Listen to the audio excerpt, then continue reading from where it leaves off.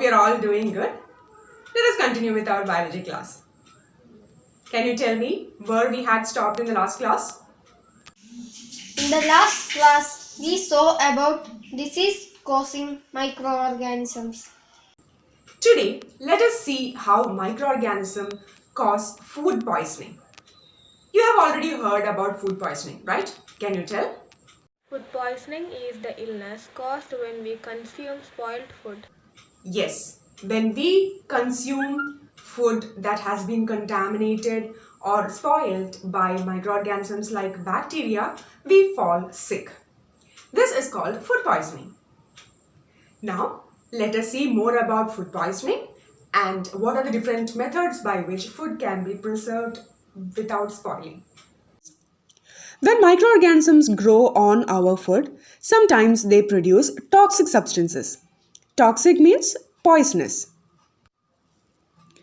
This make the food poisonous, causing serious illness and even death when we are consuming that food.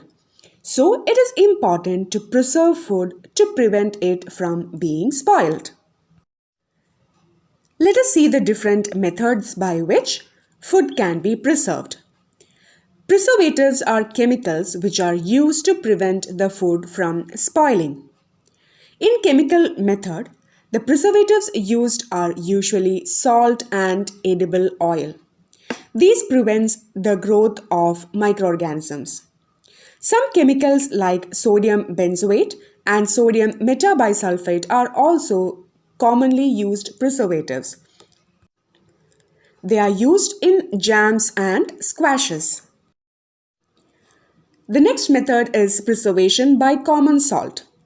Common salt is used to preserve meat and fish. It helps to prevent the growth of bacteria. It is also used for preserving amla, raw mangoes, tamarind, etc. Sugar is also another preservative.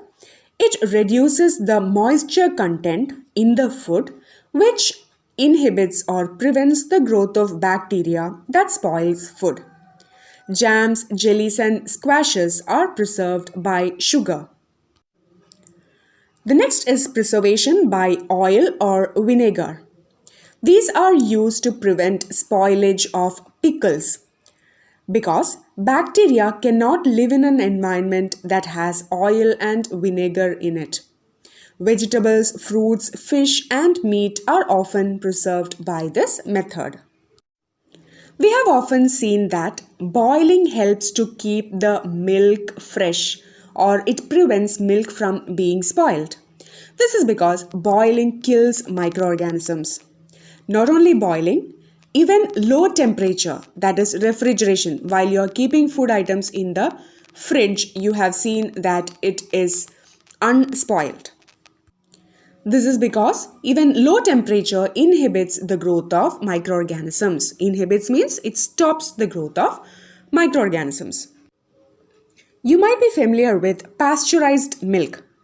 You might also have observed that pasteurized milk can be consumed without boiling. This is because it is free from any microorganisms.